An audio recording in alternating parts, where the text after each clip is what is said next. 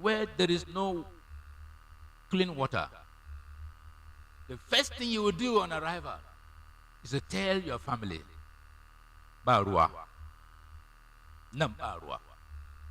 So, if we are to buy pure water and to supply pure water, the distance is this.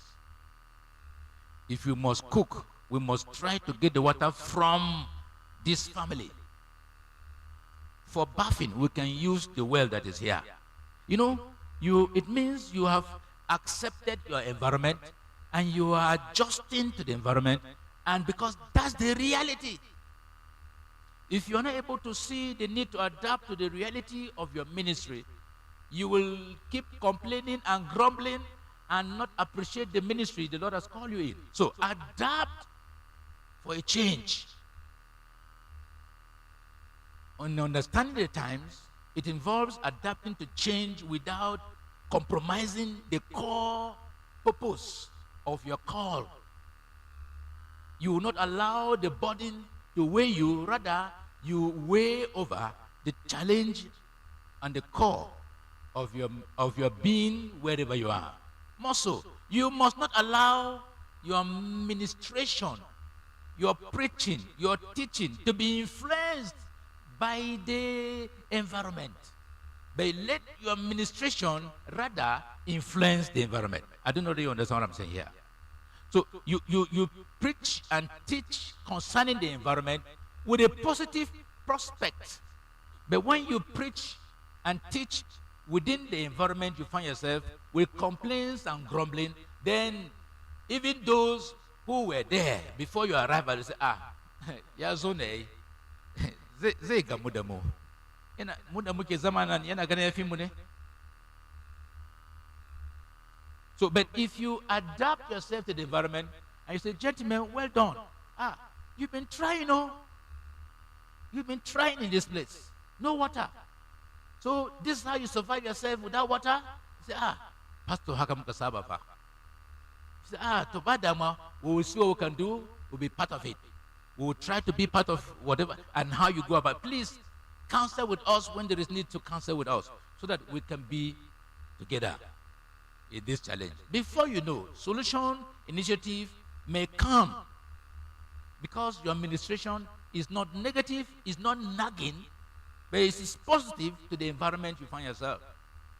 And so your message, your sermons must be a change to the environment positively, an encouragement to the environment positively, not a complaint, not a rejection. This means being flexible in methods and approaches while remaining steadfast in doctrine and mission will be required. So you maintain your mission. Your mission is why were you posted there. Excuse me, if any pastor is posted, I know that the bishop will define why he's posting you there. How many times have we taken the content of our deployment letter and go through it? Because in your deployment, the bishop has a requirement. I ask again, how many times have you taken that deployment letter and asked yourself, which of these series have I been able to do? And you tick it. This one is achieved. This one is achieved. This one. That means you are checking yourself and you are in line with the environment, because before you were posted there, the environment is known. And the bishop tells you what he requires of you. I beg us all, in the name of Christ, go back, look at that deployment letter, and check it well. In case it is dusted somewhere, check it well, and ask yourself, am I in line with this letter? Check it. Some of us will receive the letter for the first day, and until we leave that place, we'll never check it again. Please check that letter.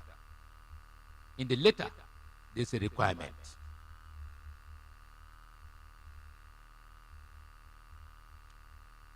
We must be men and women of vision and strategic planning. not far from initiative perspective. Men and women of great vision with planning, strategically, like the sons of Issachar, who had insight into what was needed for the people of Israel. We, pastors, ministers, whatever your nomenclature may be, need to have a vision for the future of the ministry in which we are called to do. This includes strategic planning that takes into account both the present and anticipated future, and of course with their challenges and opportunities. Now, when I was deployed after my retirement to Usasa, after 2 months, on the third month, we took up what is called a strategic planning seminar. We had 2 days, and incorporated were some of the professors who are members of the church, the members of the standing committee of the cathedral, and the Sarkin Wusasa. Of course, Mama Bishop, I couldn't invite the bishop to be one of that committee, but at least Mama Bishop was invited. What I'm trying to say is that we have a team. We got a team, and we went away for a retreat. That's standing committee. And we invited those who will talk to us. And we designed a strategic plan in line with the challenges of the cathedral. And of course, based on the then challenges that were either spiritual or morals and whatever, were all outlined, and we gave ourselves a theme. And from the theme, topics were raised. Those who were to instruct us were invited. And I confess to you, there was in it, at the end, immediate plan, 5-year plan, and 10 years plan. As we speak here, that paper is a guide. Each time you go for standing committee, it is reviewed. Within the antaba, within the batababa. It is helping and will continue to help them. Ladies and gentlemen, I want to tell us, ministry is dynamic. We were just saying it yesterday. That no one will do it for you as a vicar. I realize we want to complain and complain. Our complaint is towards the bishop. You are the vicar. Somebody said, what a vicar general? Vicar in charge. Yes, the vicar of St. Matthew is vicar in charge. So please, let us learn to strike our vision with strategic plans. Don't you have a vision? Don't you have a plan as PCC members? You spend 1 year and you drop and you just go like that? No implementation of anything new? How about? There will be no growth. There will be no change. It's just and you spend 1 year full as PCC members and nobody came up with anything strategic. Then something is wrong. Something is wrong. How to get funds, how to do leadership, how to do maintenances or building and projects and all that could be part of what we're saying. Meet together. Have a strategic meeting. I want to pray that after this retreat, we'll go back home and retreat ourselves in our various ministries. Retreat ourselves and come up with something vital and important. And stop what some of these are feeling that it cannot work. There's nothing impossible. If you want it, it will work. It will work. Involve people. Involve those you know they have the skills and the leadership. Involve them. Ask them who are there in your cathedral, or in your church, or in your ministry. Ask them to be part of what you are doing. Listen to them. They have insight and foresight. Listen to them. Your vision will be broadened. Your vision will be clear. And your calling will not be doubtful. This includes strategic planning that takes into account both the present an anticipated future, the things you expect. Just design them and ensure they are accomplished. I'm telling you the truth, you'll be glad to see yourself in ministry. Use your time well. Use your environment well. Use the men you have and the women. Use them. Use them. You open up to them. Ask them questions. What do we do that will be better for us? They will tell you. They have the idea as well. But they are waiting for someone to start something. And who is that someone? It's you and I. It is us. But we are not thinking that way. We only think about maybe what interests us. We only think about what will benefit us. And we leave the ministry in the hands of no one. Our vision becomes questionable, and there is no plan to fulfill it. As I said initially, some of us come from cultural backgrounds and cultural way of life. It has affected us. I want to give an example again from Usasa. When I was in Usasa, one of the major challenges I found in Usasa was the Hausa culture. The Hausa culture. I have to remove my glass. That you see, where's your husband? Please, where is the husband? What you are now doing is the same Hausa culture. Please, Oga, come and sit down. Come and sit down with your wife. I want to use it as an example. And she is before me. That's the problem. If you sit before me, sometimes I will use you 20 times, for example.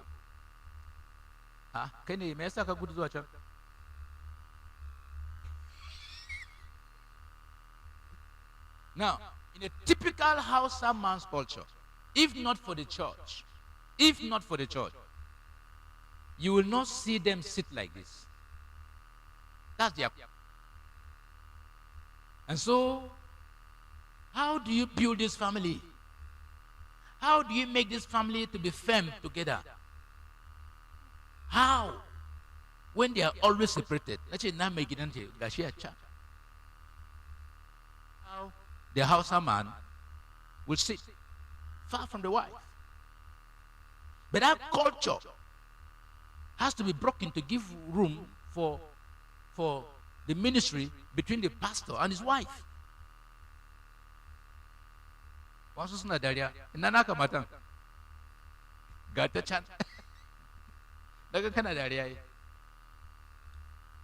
So please, we come from various cultures. Let's be very careful that our cultures will not deform our ministry. Because those who minister look unto us and they see us with vibrancy. They see us with a sense of reality, an example. Nana Kamatan. Okay. So, culturally, okay, you want us to do that immediately. Okay, Venerable Luca is giving a very strong suggestion that sit with your wife. Please, let's do that immediately, 1 minute. Please rise up, rise up. If you know your wife is here, your husband is here, rise up, quick.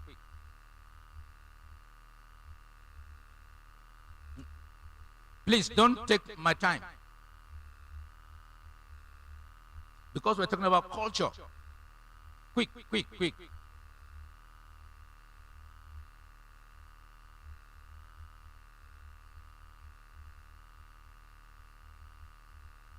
Is that all? Madam, where's your husband?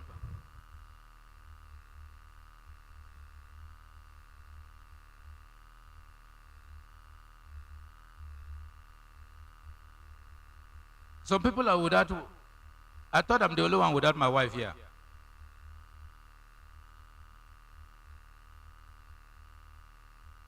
Thank you. Thank you. Please sit with your wife or your husband. Thank you, my Lord, sitting with Mama.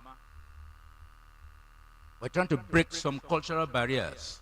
So those cultures in which we come from that have affected our ministry, we should look onto them and avert them those trends that affect societal issues based on our culture, we who are pastors must live above them. Because our current trends and times will not value our culture more than the circumstances around us. Because the people you minister, they see you, observe you, they listen to you, but there is one thing they also observe. What you say, is it what you do? Or do what I say, but not what I do? Spiritual sensitivity is also an expectation. A lot of us are pastors and pastors' wives, but we are not spiritually sensitive. We're not careful in our modern time to be spiritually sensitive. We don't take spiritual things serious. It doesn't matter. That's what the world says. It doesn't matter. So long as your heart is pure. How do you know your heart is pure? How do you know that God is in line with you in your heart? We must be prayerful. We must study the scripture to meet our current times and trends. We must be open to learning. Anyone that stops learning starts dying. So you must learn and learn and learn. Go to school. Ladies and gentlemen, that's one thing I would rather verge and stand for. Learning. Improve yourself with spiritual sensitivity. Some of us are not taking our ministry serious on the ground that we're not learning anymore. We think we have learned. We think we went to seminary. And for over 10 years, you have not thought of doing even a seminar. You have not thought of going for something to learn and improve. 10 years, 15 years and more. So, go into learning and improve yourself. By such, you will have an understanding of current modalities of life. Pray for wisdom as well. And as we said, you discern. I've mentioned that. Your discernment to understand God's timing and leading in your ministry. You must look up to God. So you improve yourself by yourself. I repeat, you improve yourself by yourself. For an Anglican church, one thing that is you cannot keep aside is knowledge. And if you are not well informed, you have some of your members who are well informed. You have some of your members who have written books. You have some of your laity who are professors. You have some of your members who are laity, and you don't look at their side at all. But I tell you the truth, they are well placed in society. And when you come, you just come and you preach one sermon, and you finish the sermon. Making impact in that person. You go again the second Sunday, and you preach, no impact in that person. Will he not look for where there will be impartation? He will look for where there are impartations. And following Sunday, I didn't see Prof in church. In our Prof, you see Prof say, I couldn't make it to church.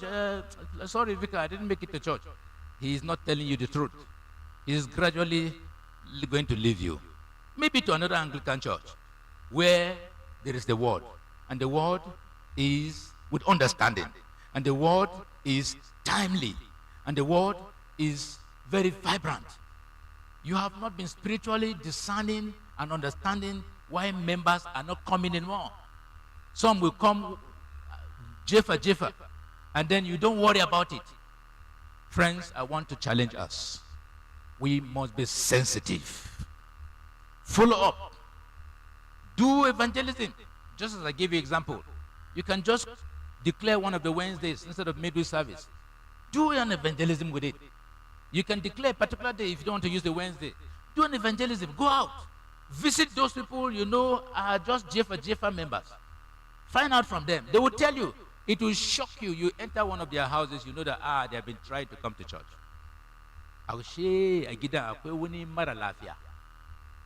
So each time they come to church, they leave that one person at home. And so you have not known as a vicar. Now you know. When you pray for the sick person, and if God hears your prayer and that person gets healed, what have you done? A miracle. That's what Pentecostals are taking chance more than us. You have done a miracle. But to us, it's just prayer, common prayer. And God hears that prayer. The person is healed. Those members will be vibrant and strong. We must engage ourselves in community effective purposes. What do I mean by that? Actively engage with the community to better understand its needs and how the church can serve effectively. This may sound one kind, but when the community you are ministering realize that you, the vicar, you have a concern, maybe by counseling with them, caring, and of course observing circumstances with them, you are winning their hearts and winning their interest. I've talked about the need for learning. Here I have leadership training. You need to equip people after you. Prepare generations ahead. If I ask us clearly, who are you discipling? Who are you mentoring? That person must not be a pastor, excuse me. You can be an accountant. That person could be a lawyer. Who are you preparing that tomorrow when you're not there, there will be a replicant of you in that station or in that church? I challenge us. Equip people. Equip leaders. Mentor people. Build people. Make them to be ambassadors even when you're not there. Members to also have the knowledge of discerning the times because they learn from their pastor. Ensuring that the church remains relevant and very responsive. Through disciple, you equipped. I just told us that you could organize a seminar for yourself and your church or your cathedral or your parish. Organize a seminar. This seminar is focused at building, molding, and making people that will be of vibrant help and support to you. And of course, whoever comes after you, we will not lack. We will have people readily prepared to help us. But when we do all alone, we run it alone, it will remain a challenge. This text of 1 Chronicles 12:32 that reveals more about the men of Issachar who understood the times and knew what Israel should do. It reveals also synonym with Matthew chapter 16 verse 3. Somebody read for us Matthew 16:3. Matthew 16:3.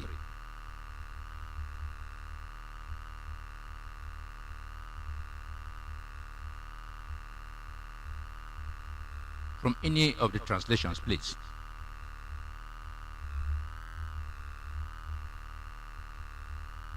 Yes.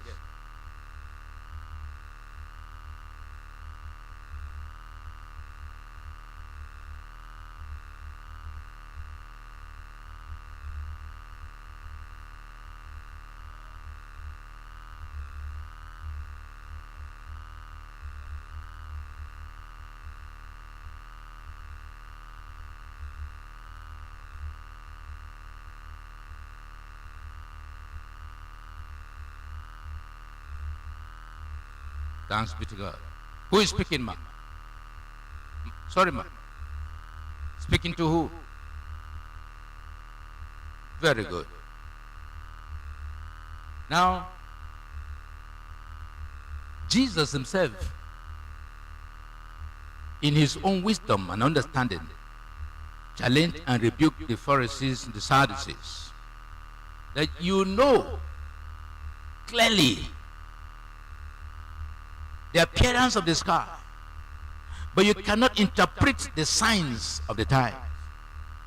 You've seen what it looks like, but by implication, can you tell me what it is? Sometimes some of us think we know. Some of us feel we know. And some of us live by self-perception and understanding. The question is, do you understand what you know? The scripture in these is emphasizing the importance of being aware of the cultural and spiritual context in which we minister.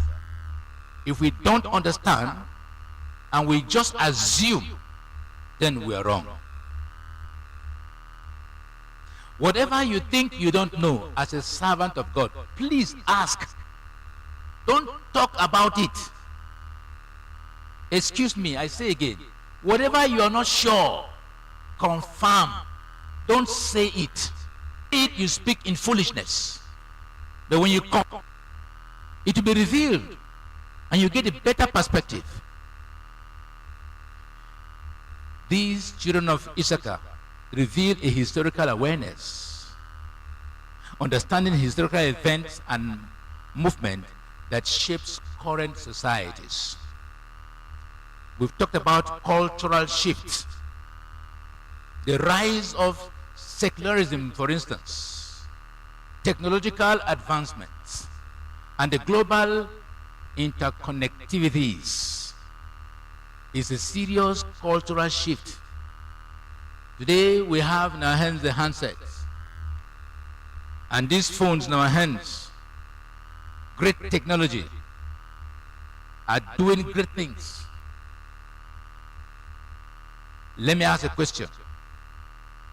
How many of us here, I was asked the same question, I want to ask us today. How many of us here do WhatsApp? Let me see our hand clearly. I do WhatsApp. Okay? Okay. I do Facebook. I do Facebook. Okay? I do Twitter. Yes. Good. X. Yes.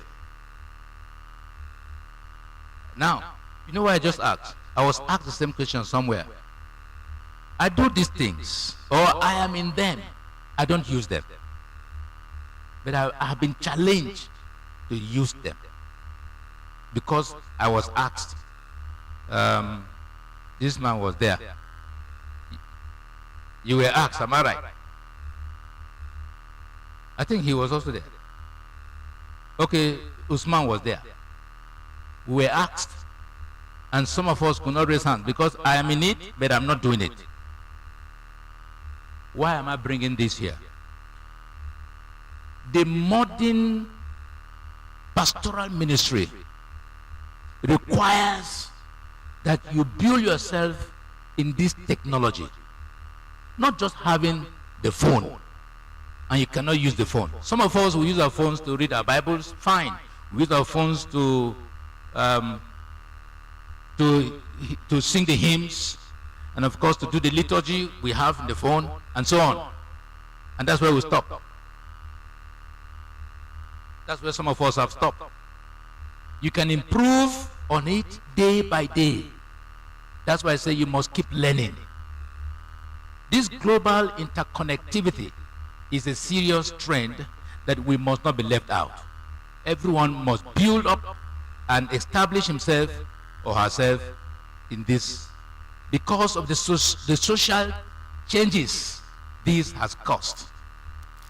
Social in the sense that I just told us from the beginning, our children have terminologies and their own way of communication that we don't know. The first time I heard, one of them said, I want to chow. I said, come here. You say what? He said, Daddy, I'm not talking to you. I said, yes, I want to hear what you say. You want to what? Daddy, I said, I want to chow. I said, what do you mean? He said, I want to eat.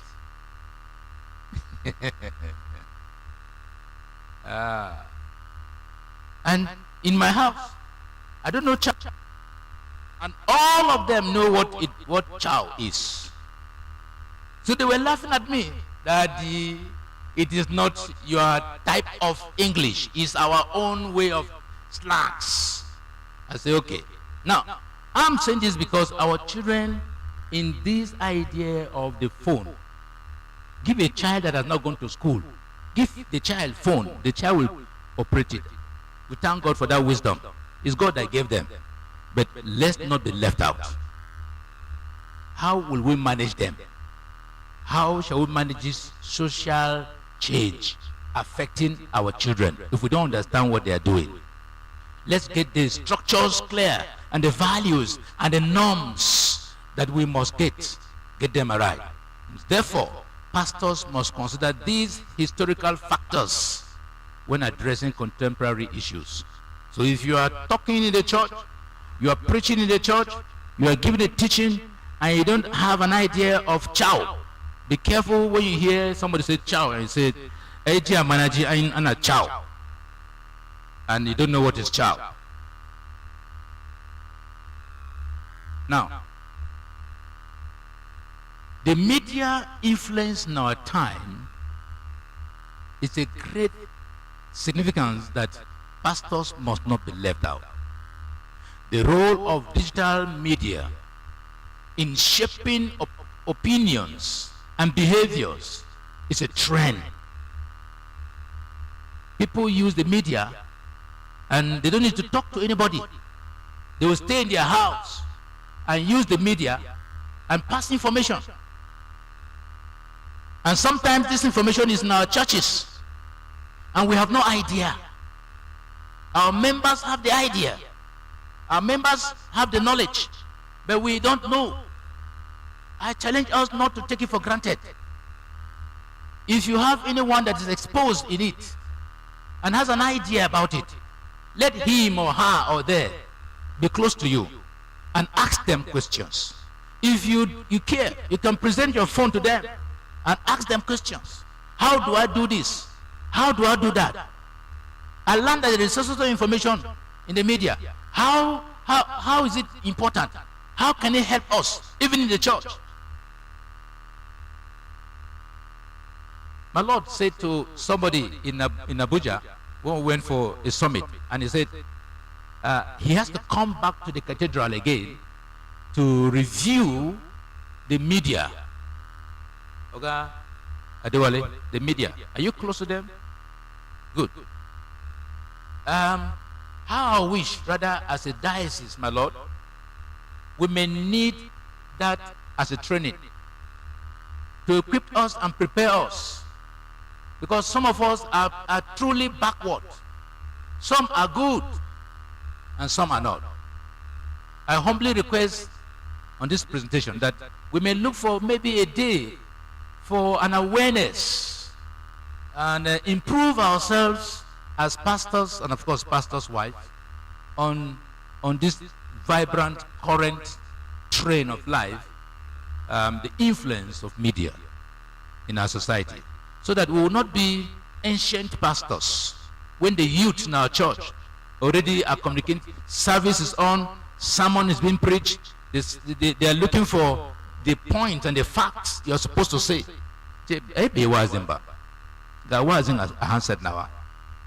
And he has all the points, and you were just beating about the bush, and you were hitting left and hitting right, and you will stagger here and stagger there, and the youth in the church already have the outline in their phone.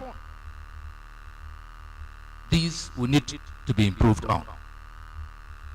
Well, how entertainment and media influence values and brought a worldwide challenge is something we must check. Now, how can you check what you don't know? You can only check what you know. You can only correct what you know.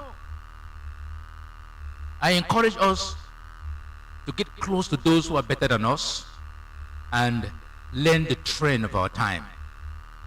Addressing issues like Consummations and materialism and individual perspective of life in the media is vital in our time. And if there are issues we must address in the media and we don't know how to go about them, there is a big challenge. Our ministry will be dragging and dragging and dragging because people are no more physical. They are much more there in the media. How do we get our youths involved when we don't know how to manage with them? Our youths are gradually derailing deep into these media concepts. So using cultural insight to connect with people and address relevant issues may be very relevant, but through the media.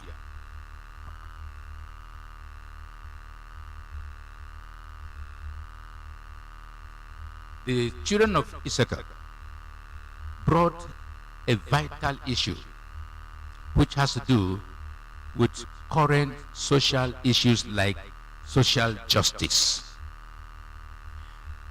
The idea of social justice is understood and being responded to issues like inequality and systemic injustice. In our country today, or in our society today, this is not left out. I saw this clearly from the Issachar's sons who came up with the need for justice.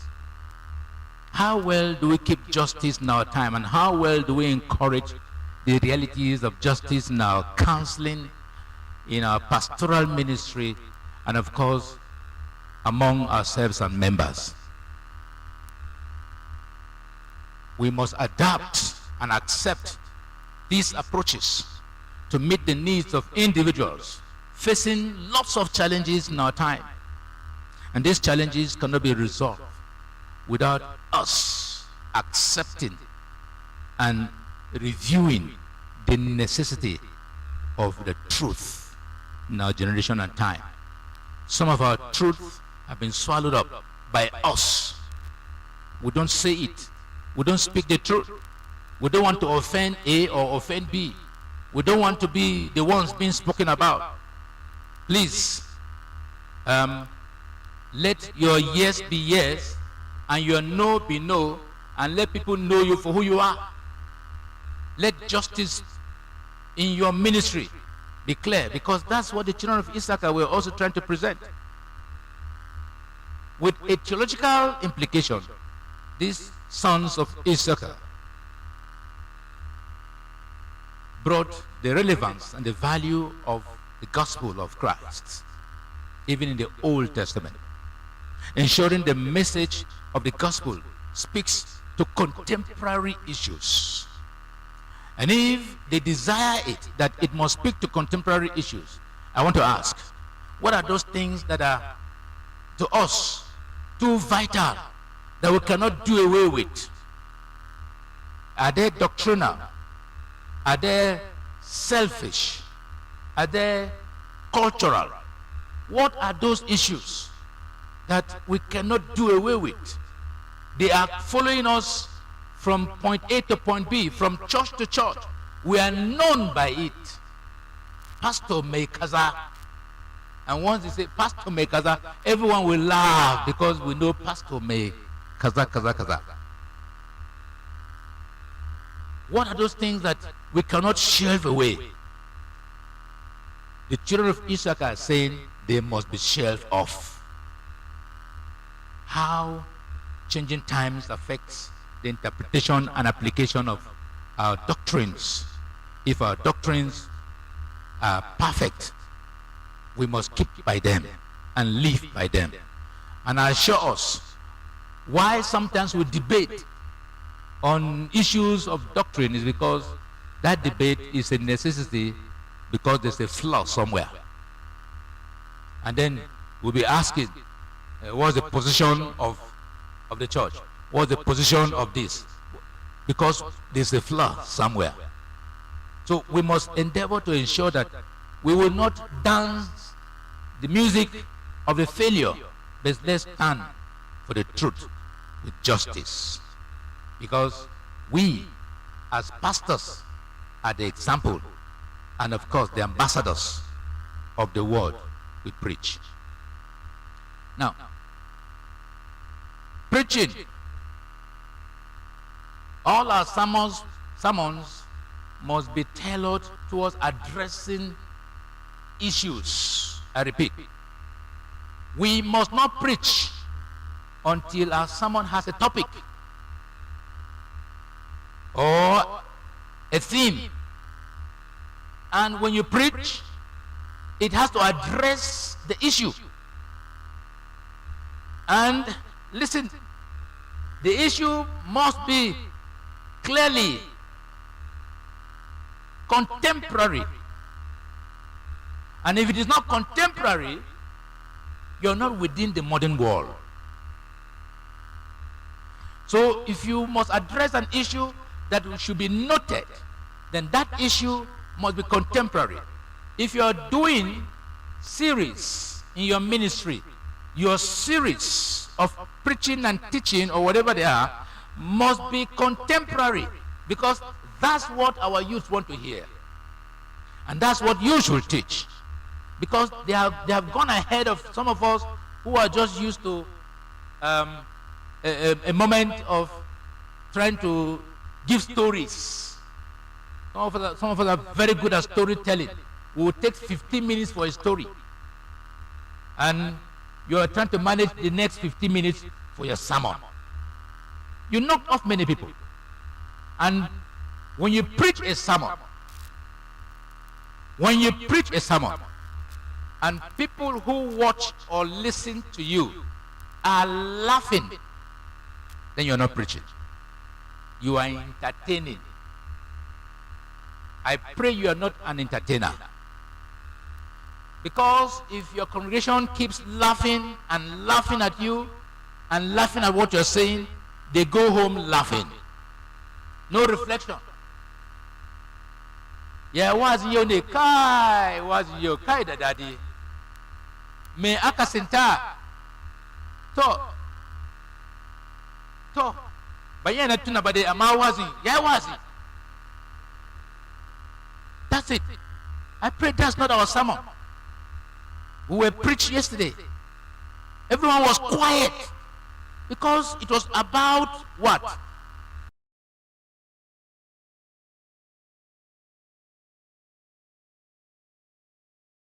That didn't understand that sermon.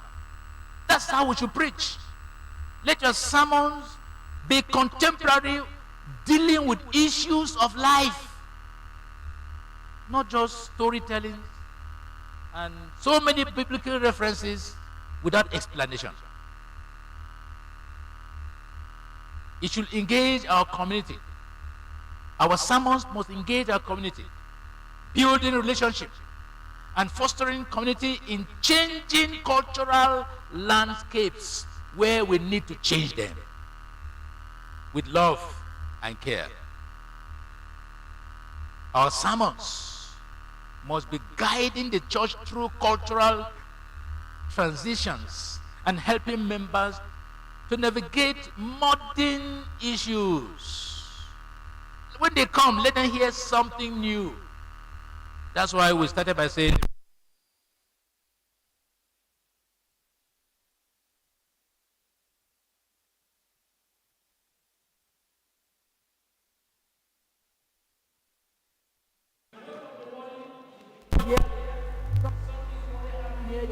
somewhere, and before it's eating deep, and it's getting close to where you are, and you don't even know. Basani bai, ashe hatunji amaya faru. Agidanka nan basani ba. No. Be in the community. Be part of the society. Be part of the trend. I want us to know one thing, that challenges are opportunities. I want to round it up because my time is coming up. Challenges could be opportunities. And some opportunities also will come with challenges. In modern times, you must stand to resist for a change. I repeat, you must stand to resist the negativity of life for a positive change. We don't do that most often. We accept our challenges and live by them. Instead of thinking of how do we solve this challenge? How do we walk through this challenge? In dealing with congregational resistance to issues that are much more liturgical, issues that are much more concerned, we allow them. I know yesterday we tried to talk about this. We must resist for the right thing. That's why you are a leader.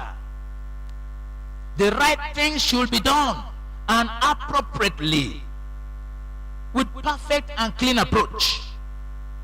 Please, we must balance our ministry with maintaining our doctrinal integrity, yes, while engaging with modern cultures, and of course, with the care not to damage, but to build.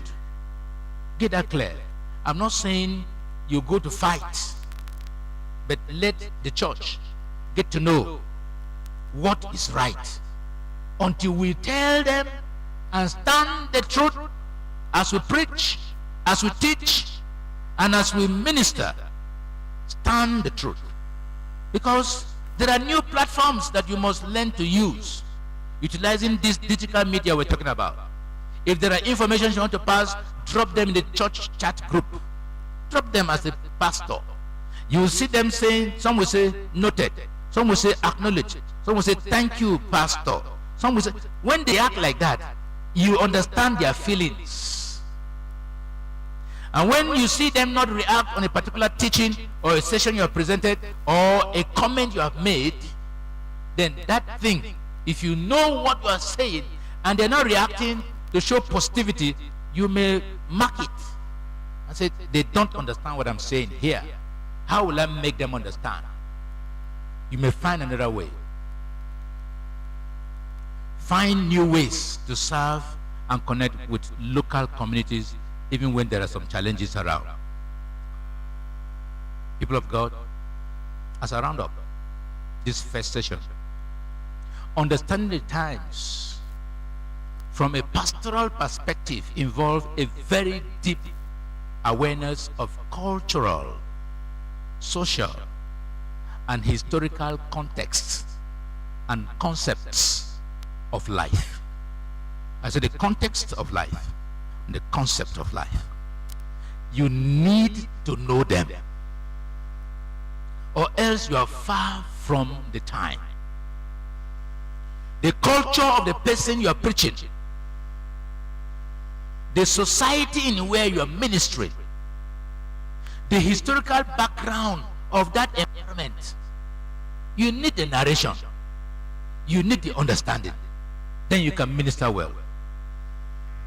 Pastors are hereby encouraged, as we are all encouraged, to be focused, to be encouraged, to continually engage with our various contexts of life. Before you conclude in any message, understand where it is coming from and how it has gotten to where it is and where it will likely end. If you don't understand why he's talking the way he's talking and why he's thinking the way he's thinking in your PCC, and why is he always reacting, and you don't understand why is this one supporting and this one is these two are always either together or not together. If you don't understand why, you will always have problem. So find out as a pastor, because you are the head and the leader. You must know the why for the support and the why for the rejections in some of your PCC meetings. You need to engage those who feel not part of this system. Engage them within their own context as well, within their own understanding. You could give them a session, give us a teaching, allow him or her to teach, or say something, or present something. And finally, we must learn as ministers to adapt and meet the needs of our congregation.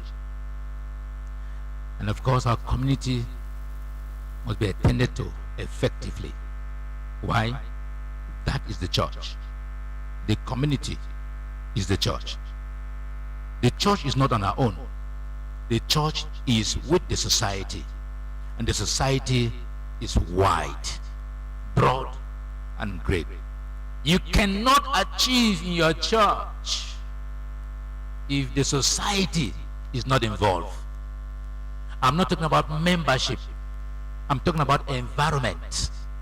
You cannot succeed in your church if your society is not recognized in your ministry.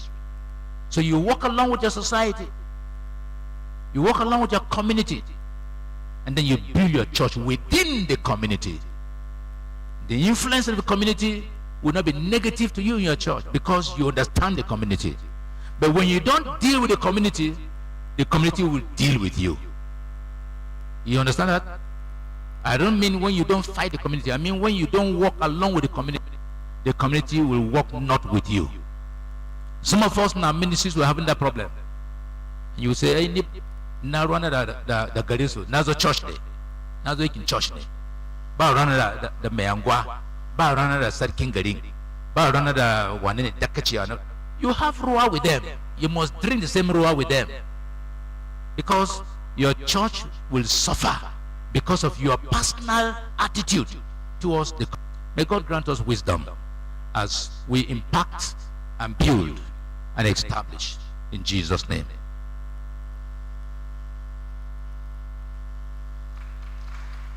Before I take my seat as a tradition, can I go ahead with questions? Reactions, comments? Please, yes. Can I pick your and give you a number? Yes, 1, 2, 3, 4.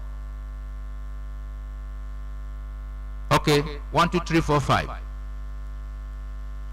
we have mic?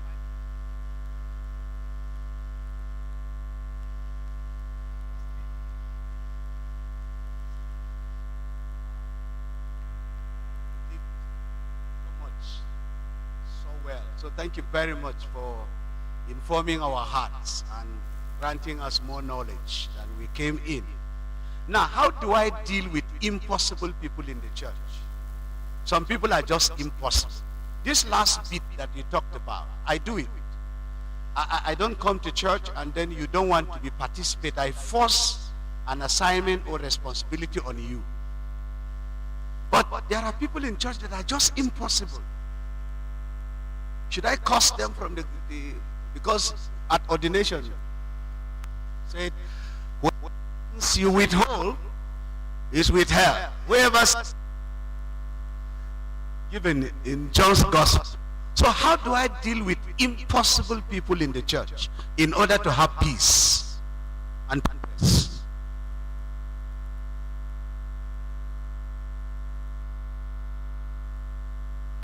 Very simple question. How can we handle or deal with impossible people?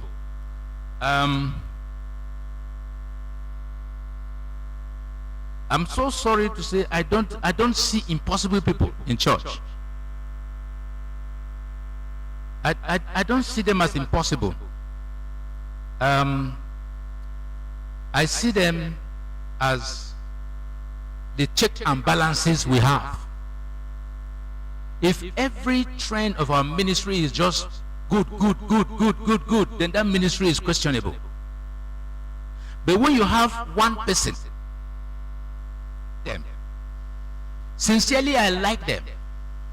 Those who will always resist me, I will always go back and think and plan a strategy how to meet him tomorrow. Maybe the first approach was not correct. Go back, plan the next strategy. And maybe you hit a rock a second time. With a smile, you part away. And come back again.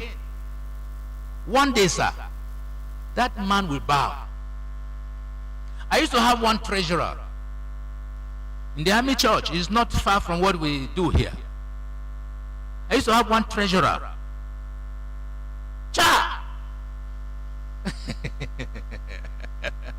I remembered. I just remembered. So I reacted. Jayola, that's his name. Mr. Jayola, I'm sure I've mentioned that name to my Lord before. Mr. Whether, if you like, through your shoulder and round your neck, he does not look at your rank, number one. Number two, tell you, you are not the first vicar I have worked with in this place. Other vicars have understood me. They were forced to understand him and forced to work with him because they are Rika. As I speak to you, Jayola has been treasurer of a particular church, to my knowledge, for over 25 years. He has never been changed. I went and I met, so I knew the story of when I went as vicar. He expected me, as other vicars will do, to go to his house and visit him. I didn't go. 1 week, 1 month, 2 months, 3 months. Jayola came and said, Vicar, I've not seen you in my house. I said, well, I have my itinerary of visit and my plan to visit. I will come to your house. I have not come to your house because I see you as a pillar of the church. So you are not my immediate need. This selling and selling tomatoes, I have been to their houses one by one.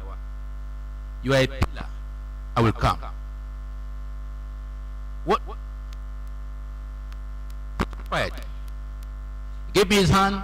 We had a handshake. That was Sunday morning. We processed, we recessed, everybody left. Now, within those 3 months I came, I knew Jayola with financial problem. I never went to the counting room. I never went to the counting room. Against the policy of the church in the army, the vicar keeps the checkbook. Jayola keeps the checkbook. No vicar has ever asked him for a checkbook. So me, money, I didn't come for money. There was a project in that church that they called me to do. So I went and faced my purpose, just as I told us here. Let's review back our letters for the posting to our various locations. Go back and read that letter. I have my letter and the requirement of my posting. So I was following the requirement of my posting. Nobody told me to go and check financials. So, and I know that is a problem. I didn't go there. Jayola on his own, the next Sunday, he came with a checkbook. He said, Vicar, since you here, I know we do and all that. I will always bring the checkbook.